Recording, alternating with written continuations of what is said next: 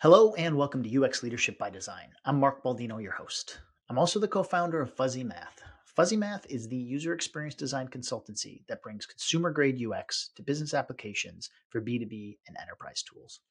Today, I speak with Bruce McCarthy, founder and CEO of Product Culture and the author of the recently published Aligned Stakeholder Management for Product Leaders. And guess what? We talk about getting alignment in your organization. Start with some of the warning signs or maybe some of the acute pain an organization might feel when it is unfocused or misaligned. Cover some of the challenges you might face with siloed organizations and maybe how to build some bridges to create more of a horizontal structure. And that how to understand not just the org chart, but more importantly, kind of the influence chart within your organization. And that this requires a lot of trust with stakeholders, and that you need to put energy and time into building that trust. And that requires a good bit of empathy, but also a good bit of vulnerability. And as Bruce suggests a few times, need to be willing and prepared to push the boundaries a bit to achieve alignment. So if you're a product or design leader and you feel a sense of misalignment, if you want to be a driver of change for your users, your clients, your product, and your organization, please give this episode a listen. And then afterwards, go get Bruce's book. Thank you and enjoy. Bruce, welcome to the podcast. Thanks, Mark. Good to be here. Oh, it's absolutely my pleasure. As I start all the episodes, would love for you to give the audience a little bit of your background, where you've been, and obviously we're going to talk about your recent book, which is called Aligned Stakeholder Management for Product Leaders. So, take us through a little bit of your journey, Bruce.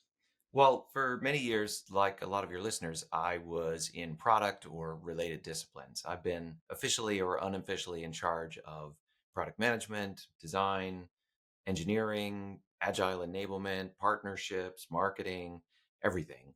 Um, so I'm a very sort of horizontal person professionally. And I think that actually works well if you're trying to figure out how to get your team, your extended team, your virtual team, all on the same page. You have a little bit of empathy, a little bit of sympathy for what they've been through. I worked my way up through lots of different tech companies, big and small, a few different acquisitions on both sides of the transaction. And 11 years ago, I went out on my own, originally to start another software company, something for product leaders. But the demand before the current spate of things like Product Board and AHA and so on was really for teaching people how to run a product organization, how to do the right hiring, how to set up the team structure, how to get people working together, how to do a roadmap and a strategy, and put all of those nuts and bolts into place. And so I essentially became a teacher, and my job is to coach and help companies get better at this whole practice of developing products. Awesome. Today, it's not just me; it's a team of five, and we work with companies all over the world, mostly growth stage companies just out of the startup phase, trying to figure out how to, what they usually call it is, become a real company. What's that? What's the tipping point between? And you can use this as when people your company's called product culture. When product culture is a good fit, like what's the tipping point in an organization that they need somebody like you folks? Well, usually at that point where they've hit product market fit and maybe they've raised a B round, sometimes A, sometimes later, they usually have over 100 employees at that point. And maybe they're even pushing 200 employees. And at that point, all of the things that worked for them in the early startup phase, being very sort of opportunistic and pursuing anything that seemed to work, um, and having very informal communication. When you get 25 people and you're all in the same office or on the same Slack channel all day long, you don't need a a formal roadmap to keep everybody on the same page. You don't need a product council. You don't need OKRs. You just need to go, go, go until you hit that inflection point that's usually around that number of employees or around maybe a few million in revenue. And you need to start to focus. You need to start to figure out, how are we going to scale the one thing that we've become successful at, rather than pursuing anything and everything. That requires some discipline and just enough process. You don't want to suddenly become SAP or Yeah. Oracle, but you Right. you want enough of a coordination effect.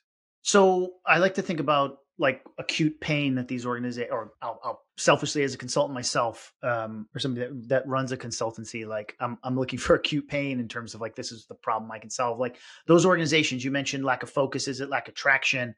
Your book is called Aligned. Is it like, Yeah. what are they going to feel within their organization to say, hey, I should, and we'll get to your book, I should pick up this book. I need Well, outside help from your product question management. sets up the book Oh, well, very okay. Well, well, there we go. because the acute pain is usually lack of alignment. Yeah. It's Yeah. usually engineering wants to retire tech debt and product wants to ship features, and they really want to focus on the ideal customer profile, but marketing and sales want to focus as broadly as possible on any opportunity that they can see, and the CEO wants to expand into every niche that they can possibly see, and all of those different disciplines are all pointing in different directions. Yeah. Somebody has to bring it all together. And very often, the senior leadership that got them to this point successfully by pursuing everything that looked at all promising wants to continue in that vein. And that's the antithesis of focus. That's the opposite. So unfortunately, it's getting everyone aligned on a focused mission to scale the one thing or exploit the most promising opportunities that is the hardest thing to achieve at that point. Yeah. Fair enough. I want to read a quote back to you, which I think is early on in the book, but really helped me understand the purpose of the book, which is I've read and found fantastic. I've recommended to Thank a you for reading it, by the way. That's number of my clients. I've said you should read this book, and my team is doing we're doing a small course on I'm how to kind of be consultants and understand what that means, because like I just feel like the role of designers, and I don't want to speak for product managers because it's not my background, but I feel you're kind of going from tactical, the value of our work is the UI, to well, we're really consultants and we need to understand what the value can bring to our clients. But yep, this quote early on is, someone is aligned if they see value in what you're doing, actively want you and your product to succeed, will help you to accomplish your objectives. So you can just talk a little bit about that sort of, I mean, I don't, it was a foundational quote for me, and kind of what that means. Like what does alignment look like? I guess the flip yeah. of misalignment. Well, I think it comes back to maybe an example will help. It comes back to a story I told at the beginning of the book, which really happened to me in my first job as a product manager. I had a product that I understood the customer, I understood their problems. I had designed a solution that I tested with them and that they responded well to. So I think I had something like product market fit, but the sales team and the marketing team saw no value in it. They were completely uninterested in selling it because their comp plans, their campaigns, their budgets, their people were all dedicated to selling our core product. And maybe you'd say, oh, that's the innovator's dilemma. But it was really that I lacked what I would call product organization fit. It's um, it's that getting of the extended team, the people outside of the actual engineers and designers and maybe data scientists working with you as a product person, their alignment is critical to success. And so you've got to get them to fall into that definition of what a stakeholder is, someone who wants your thing to succeed and is willing to help. You might think of stakeholders as just the people who are already actively wanting you to succeed, and you need to manage their expectations. But we've discovered over time through painful lessons that it's broader than that. It's also the people you need to be supportive, whether they are today or not. Yeah, fair enough. One thing that I think comes through in the book around kind of initial alignment, understanding organizations, I do want to kind of go to a little bit of like how to organize stakeholders, but Yeah. I'd love to talk about some of the challenges that product teams are facing. I think design teams face it. Engineering, I don't mean to exclude. Again, I don't come from a an engineering background, so I try not to speak for other people. But that sort of misalignment is like people see themselves as very good at what they do, and they build someone actually in a recent podcast called it kind of these silos of excellence, which are like these areas where they hold key information and they understand their needs. And I think people are comfortable staying in those silos. Yeah. And I assume, but correct me, that an aligned organization is going to have some really good horizontals within that to connect some of those dots. But good, as you've referenced, kind of cross-functional model. Like, what are some of the challenges you're seeing people facing in organizations? What are some of the, as I always like talking about, warning signs, and then like Yeah. what are kind of some of the cultural or organizational shifts we need to make? Well, I think for product leaders and design leaders too, to a large extent, the role can be, when it's done well and when you're really looking for a result for the company, it's a very horizontal sort of role. It's not just I do my job, as you say, in my silo. I produce designs or I produce requirements or a backlog or something like that. It's owning the success for the user, for the customer, if the buyer is different, and for the company. And your job is to bring all of that together and make sure that the product that you're shipping is feasible, viable, and desirable, right? Um, and that ownership of the result rather than of my work is the critical difference that I think a lot of leaders um, aspire to. And what that means in practice is putting together a very horizontal sort of coalition, if you will, to make this thing successful. So where you run into trouble is where nobody but you thinks like that. And so when you, as a horizontal leader, go to another department and say, um, "I'd like to talk about this thing," you kind of can get a little bit of like, "Why are you asking?" Or a little bit of like, well, that's my job. Yeah. Um, and that defensiveness or suspicion. And it can be hard to allay that, Yep. to make friends across the aisle, if you will.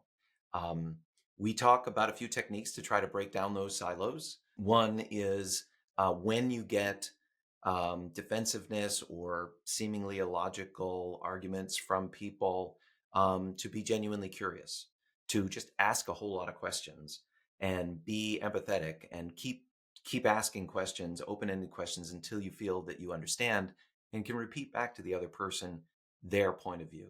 Oh, okay. So what you're saying is the most important thing right now is that we hit the conversion rate numbers because that's really leveraged not only for the company's top line, but for your metrics for your department as well. And that's gonna look good to your boss. I totally get it. I want to help you with that. In fact, my thing that I'm working on right now, these improvements to the landing page may actually help you with that, with your conversion rate goal in marketing. Building empathy, I think, or being That's right. empathic towards other people and understanding what kind of their needs are. Is it all right? So I'm let's say I am a product leader. I'm noticing these silos. Shared responsibility to break them down, shared responsibility to create this cross-functional group. Do I need to go up a level in the organization and say this is what we need? Like, do you see these more as like bottom up, top down, a blend? Like, I feel like people can totally exhausted by trying to drive change within an organization on top of doing like what other people see as their job. Yeah, I think it's great if you can sort of um, take the lead yourself. It's great if you can uh, not wait for permission, but ask for forgiveness. People say, why is he in that meeting? Why are you stepping on those toes? Those are fine if you can actually accomplish the mission. You be forgiven for being a little pushy or a little impertinent or asking too many questions if the end result is that the team comes together and is moving forward. That said, it's also really smart to kind of map out the territory around you, to understand where the power players lie within your organization. And unfortunately, I have found that the official org chart is not a whole lot of help. In fact, it can be kind of misleading. You get this false sense of comfort that if you look at the diagram with the CEO at the top and all the lines and boxes, and it's also neat and tidy, and you think, okay, all I need to do is make sure that I trace a line straight from me all the way up to the CEO and take care of that, right? Yep. Well, not so much. Finance may have something to say about whether your initiative or project or product or whatever gets funded, um, because you need to make a business case to the right person there. And sales may force some things into the roadmap if there's a big deal on the line. And marketing may really need to make a big splash at the next user conference and be pushing for you to develop a new feature or at least something sexy to demo. So all of these things come into play. Oh, and customer support may be saying we're screaming about these particular bugs or usability issues because they're causing a whole bunch of calls. So you rather than be put kind of try to beat those things back, you want to try to pull those people into your process, make them officially part of your team. The easiest way to do that, if you don't have the gravitas or the pull yourself in the organization, is to map out where in the organization those hidden power players that other people find influential are. And there's a couple of hints we provide in the book of how to identify them. One is to think about, is your organization sales driven or engineering driven or marketing driven or finance driven or what? Um, and it can be difficult to tell right away. I worked for a company where half the company was engineers, and I worked with the engineers every day, and we were a very technical product. We sold to other engineers. And so I figured, well, it's an engineering driven company. It must be. But I noticed that the sales team had an annual awards dinner every year where they gave awards to people in other departments for helping them out. And when the CEO got up in front of the company to give kind of the State of the Union every month, he always led with last month's revenue numbers. And I noticed also that he had coffee almost every day with this same person, and that was the head of sales ops, who knew the exact state of play of every deal in the pipeline at all times. And the final thing, when I started to sort of twig to what was really going on, I started helping out with sales deals, getting in front of customers to help business close. That's when I got a promotion. Interesting. And I realized, oh, this is a sales driven company, Organization. despite everything that I thought in the first year or so that I was there. So those kinds of clues let you know that the function that is dominant is a function you need to be close to and be able to influence and make your case for whatever it is that you're advocating for in their language. Where, if it's marketing, it's all about customer acquisition or retention, probably. If it's engineering, maybe it's technical excellence, or if it's product, it's probably not product. Right, right, right, right, right. So it isn't really around. You mentioned it's sort of like it's around influence. Who are the influencers within an organization, and how you can reach out to them, reach across the aisle, Right, build relationships, right. understand their needs and their drivers, but also kind of organizational alignment of what's important to this organization. That's And right. then if you're able to do that, and that does take kind of a specific type of person. And I think, as you mentioned, in some cases, you might not, I think you use the word gravitas, like some people in their role might not have it. So they actually kind of need to figure out who are the people that do have the Who to gravitas borrow? to, Right. to come back. What's the next step? Is it aligning your team around, let's say it's sales driven organization. So we need to connect the dots between what we're doing on a daily basis or weekly basis or quarterly up to what's going to drive greater revenue. What's top line or bottom line or something like that. I think you won't necessarily know right away Okay. exactly what the right way to engage is until you start trying to engage with those people. So the first thing to do is get to know them. I would seek the most informal venue you can to get to know people who you think may be power players. What I used to do often was to take my laptop and hang out by the coffee machine and just wait until they turn up and say, "Hey, if you got a second, I have a couple questions, or I'd love to get your input on this thing I'm working on." I mean, you can make some coffee chat, but then you can also try to talk just a little bit for 5 minutes about what you're working on, or even better, what they're working on. The other thing I would recommend, if you have just a little bit more time, is to do what we call a stakeholder interview, which, if you read the book and the questions that we suggest that people ask, is exactly like a user interview. It's, tell me about your job. Tell me what you're trying to accomplish. What does success look like? How are you measured? Tell me, what are you doing to try to achieve that? And what's working and what's not working? Where are the obstacles, the challenges? Try to do a jobs to be done or a problem discovery interview with your stakeholder. Understand where they're struggling, and then try to problem solve with them.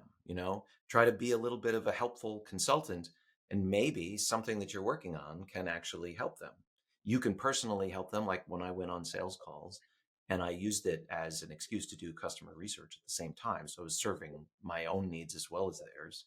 Um, but I did that. I did that knowing that it was helping out a significant, um, a significant function within the organization.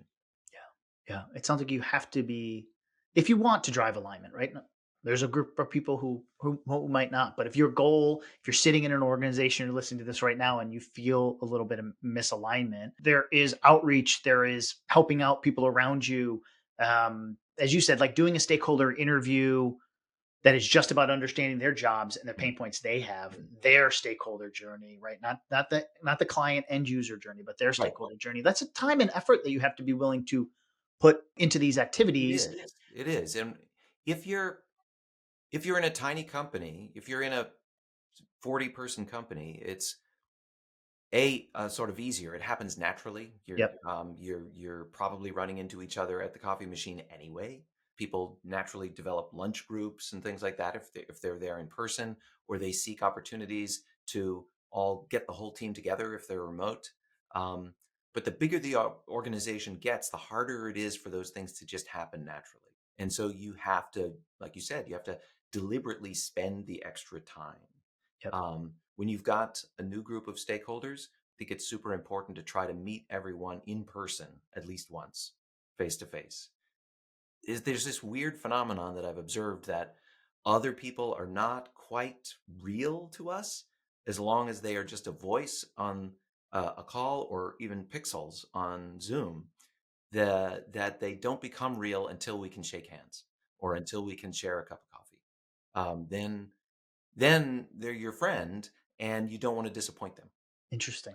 Yeah, I mean, humanizes, and not that they're not human, but you're right. It does make that sort of. It helps make the gap much I smaller. know. How do you know I'm not a bot? Yeah, I mean these days, honestly, right? Right. Well, I've seen you speak and do enough panels that I know you're not a bot. I'm sure I could be. Any tips for folks that are working in like 100% remote cultures? Yeah. They don't have the opportunity to do the office dynamic and the office power structure is easier, frankly, to figure out because literally logistics or where people go, or you said these two people have coffee every morning. They must be probably talking about something important. Like any tips for folks who sit in these, they join an organization, product leader, it's all remote and their interaction is Slack or something like that. Yeah. I mean, first of all, if you are in a job like we're talking about that requires the buy-in, the cooperation of a whole lot of people who don't necessarily work for you, don't report to you on the org chart, being remote 100% of the time sucks. It is hard. I mentioned that I got acquired a few times. I got acquired from a 75-person software startup into a 10,000-person financial services firm in another state. And um, that was horrible because I was not at headquarters. I was in a much larger organization that I'd never worked for any company that big before. I didn't know anybody, and it wasn't even culturally at all similar. It was a much older company, much more mature, and they weren't the kind of tech startup that I had grown up in. And I had this experience where I needed something from someone in finance. So I emailed them and I didn't hear anything. And I called them and left a voicemail and I didn't hear anything. And I emailed them again and I still didn't hear anything. And I'm like, you know, am I talking to the right person? I would ask clarifying questions and so on. And I still heard absolutely nothing. The only thing that fixed it was that I went to headquarters and I just showed up at that person's desk and said, "Hey, can we have lunch? I'm Bruce, and the guy had the grace to look sheepish when I introduced myself because he knew he'd been ignoring my messages. Um, but when I said let's have lunch, when I was A, friendly, and B, suggested an easy out that was not we're going to have a confrontation about this issue right now. I suggested a social thing, eating, that worked out well. We spent 90% of lunch just getting to know each other, him and two or three other people from finance that he often had lunch with. Um, and then at the end of that conversation, we were easily able to resolve the thing that I needed. And he was happy to do it because, again, at that point, I was a real person. Now, so that's the number one thing is if you can get in person with people even just once, find an excuse. We're going to have an offsite. We're all going to go to headquarters, or we're all going to get together at a conference or something. If you can't do that, then some other, or until you can do that, because maybe you can do it, but not for months. There are some other tips. One is use the highest bandwidth method of communication that you can and the highest intimacy method that you can. So the best bandwidth is in person. You 360 degrees, five senses, all of that, and you get the body language, the tone of voice, the context that they're in. You get absolutely everything. Second best is video, like we're doing now. I can at least see you nodding right now, so I know you're following along with what I'm saying. There's a feedback loop there because of that immediacy that, say, if we were on a phone call, which would be the next step back, I would be missing. I would be missing that entirely. And you just had a small smile too, and I got that. But I wouldn't know that, and I can't hear you Yeah. laughing, but I can see you, right? Okay, now I can hear you. So if you step back from a phone call, the next step back would be a text because it's much more synchronous. Slack or WhatsApp or iMessage or whatever you use, because there's each message is short, and so if you're synchronous with the person, then there's back and forth and back and forth. So you quickly correct any misunderstandings in what or any incomplete information because you can ask clarifying questions. Did you mean this? Did you mean that? And then stepping all the way back to the least synchronous is something written long form, like an email, where somebody might go on for paragraphs and you had a question about the first sentence and you still don't know the answer by the end and you're completely distracted and mystified and you have to ask for clarification, and it might be a day or two before you get that clarification if you're just communicating by email. So try to keep the synchrony, and the intimacy is the other thing. Maybe you've noticed this. It's really hard to have a real conversation in a group of 20 people. It's a formal meeting with an agenda, probably. Even if it's meant to be a brainstorm, still you only have a couple of minutes to say what you need to say, and people are reluctant to get into any real substantive issues in a group that big because they don't want to be embarrassed. They don't know what the politics are, maybe between other people in the room or how they will come off. The best conversations happen one on one, like we're doing now, where you can have an immediate answer to your clarifying questions that you might have to wait for three other people to raise their hand and go first in a larger group. And people are more willing, especially if you make it informal, um, to tell you what they're really thinking if they can have an open conversation. I love teams that use Slack. I think benefit from the ability to have asynchronous and synchronous chat, and then to just get into a video huddle right within the app without having to set up a Zoom meeting. And I think that increases that immediacy.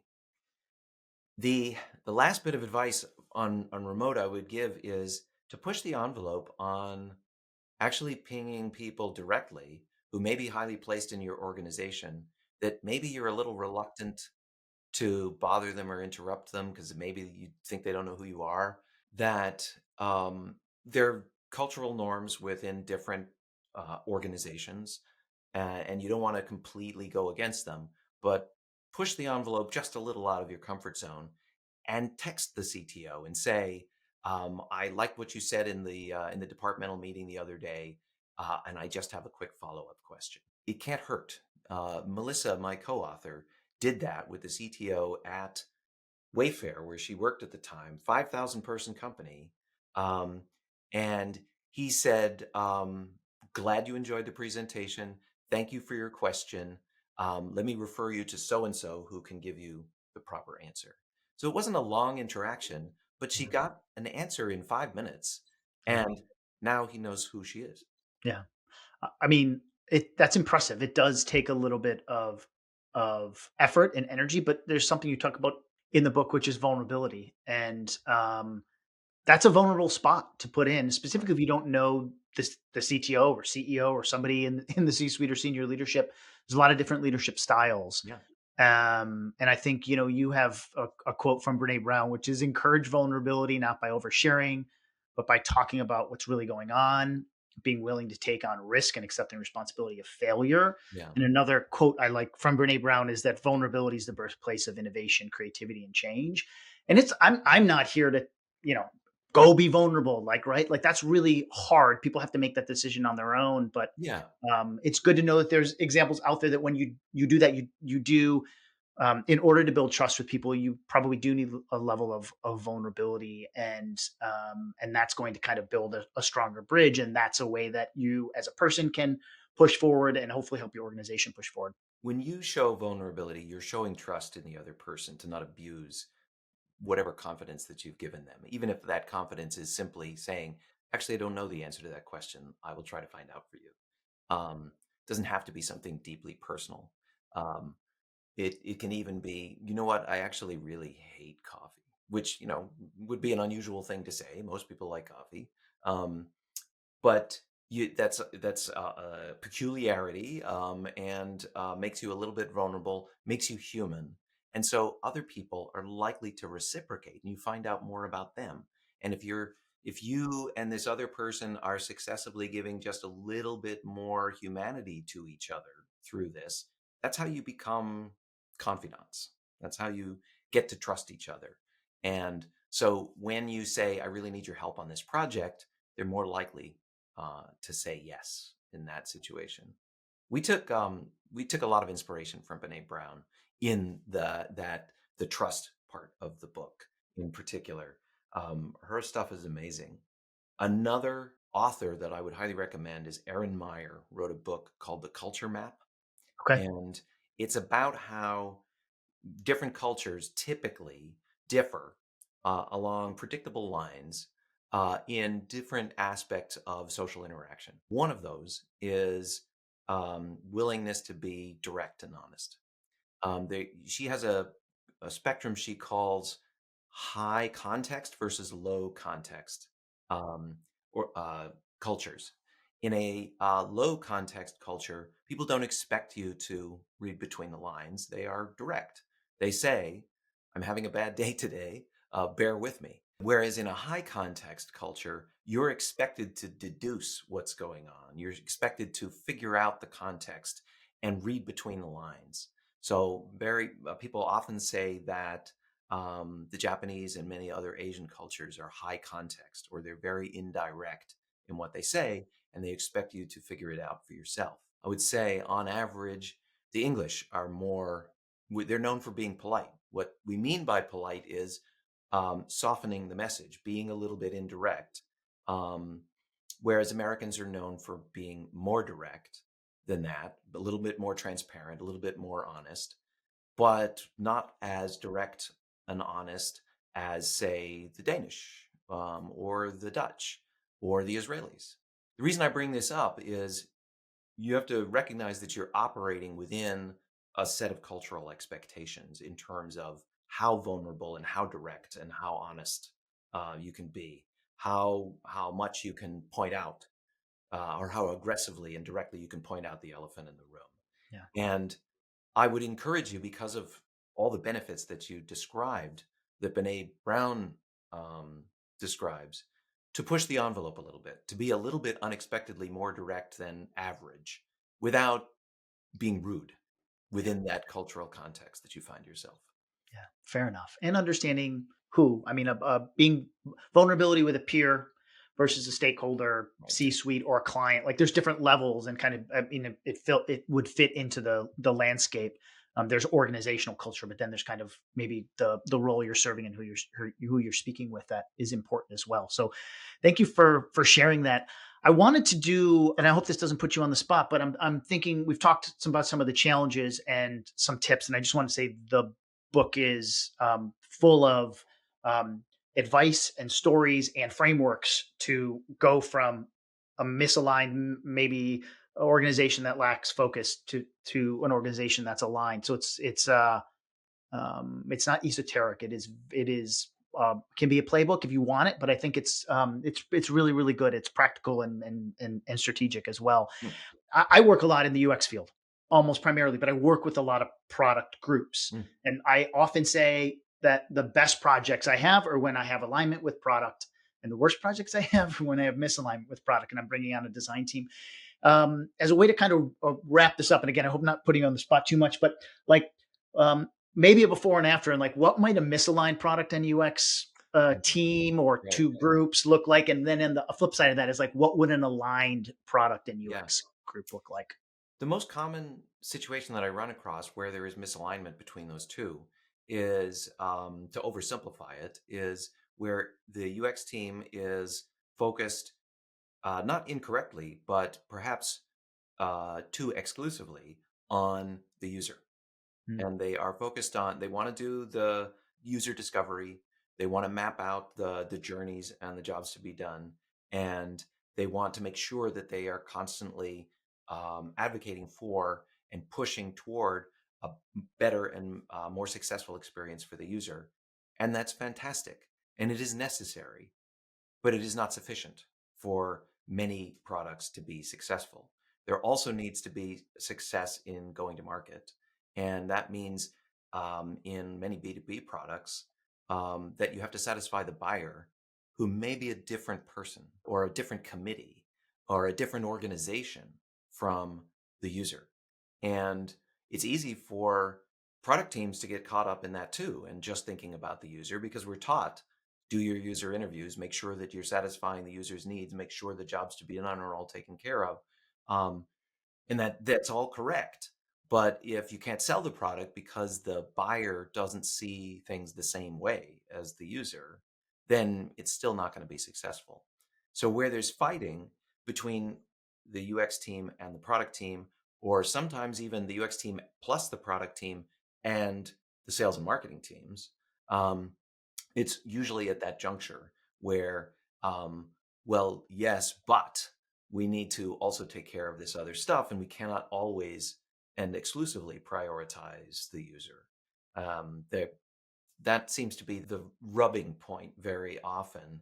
And so, you get people on the UX side saying the product people don't understand the user, or they don't appreciate the user's needs. They're only about adding in another stupid feature, which is making the product more complicated. But maybe those features are necessary to win the RFP, right. or to compete with the competition on the feature checklist. And on the other hand, the product people are sometimes looking at the UX people and saying, "We don't have time to do all this research. We need to actually get on with building some stuff." And the compromise, the what good looks like, I think, is when they're collaborating, is when the backlog or the roadmap um, actually explicitly acknowledges the needs of the user in maybe one swim lane, and the needs of the buyer or maybe the admin persona in one or another swim lanes, and maybe also taking good care of the platform for the engineering team, so that we're moving strongly and in some balanced fashion on all of these things, and we're collaborating together on finding the wins where we can do something that will serve all of those masters at the same time. That's great, because I think it's not, you're not advocating that like UX just focuses on the user and sales focuses on the buyer and engineer. Like it's not just that maybe product has to connect all those dots. It's actually shared ownership and shared responsibility, Really is. actually a collaboration in those efforts. Let me give you an example. I worked for an enterprise software company, and we sold to big companies. And there was we were thinking about a particular capability that we wanted, that we knew that this one large customer wanted, and they wanted it sooner than we were likely to be able to ship it. So the professional services team was involved trying to spec out some custom work that they were going to do to help this customer. But we knew that it was also going to be a feature at some point. So I led a team to go visit the customer for 3 days.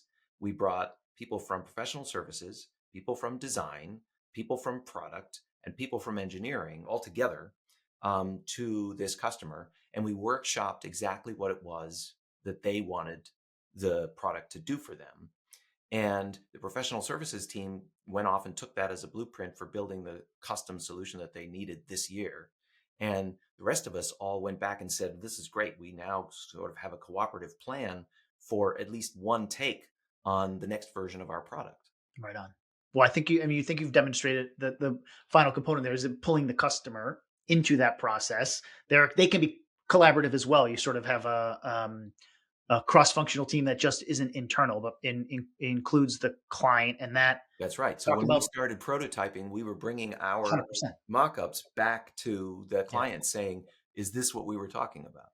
Yeah. And to put a little spin on what we talked about before, you are building trust with them. Mm, And I think a lot of executives, and I don't want to go too much of a tangent, feel there's too much vulnerability in going and asking and talking to clients. Not saying what do you want, but trying to understand their needs and putting up a prototype together that might not be fully functional and getting some feedback. I think they feel like that's very vulnerable. But actually, when you do that and you admit that, hey, this is going to take us a few iterations, you're engaging your clients in a way that's very different from how a lot of software companies operate, and you're going to build sort of better trust with yeah. those customers. They're going to become hopefully lifelong multi-year clients. Absolutely right. You know, it's such a commonplace that people say that customers and prospects, and by extension the sales team, they want to inject things onto the roadmap, and then they want to hold you to a date. They want a commitment for a date. Let's put it in the contract. And we all resist that. But the antidote to that is not just saying no and have the client go off and grumble and maybe go somewhere else.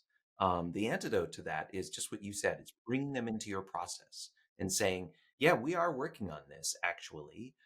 Starting next month, we're going to do some research and we want you to be part of that. And would you agree to give us some feedback on early, like you said, not completely done yet, but early access versions of the product to help us make sure that we're on the right track? And then they're much less concerned about the date because the date was the only leverage they used to have. Now they're inside the process and they're just as likely to say, yeah, obviously it's not fully baked yet. It looks like you're on the right track, but we still need this and this and this. And that's going to take you another 3 months. Fine, we'll wait. Right. Fair enough. Well, that's great. Bruce, I could talk to you for hours on this.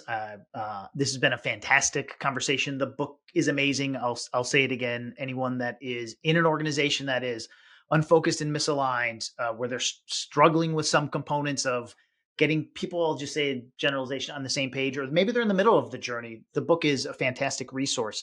So I want to encourage everybody to go out and purchase it, read it, absorb it. But Bruce, where can people find you? If you want to make a pitch for your kind of organization, Sure. ways you help your clients, give the audience a sense of where they can find you and reach out.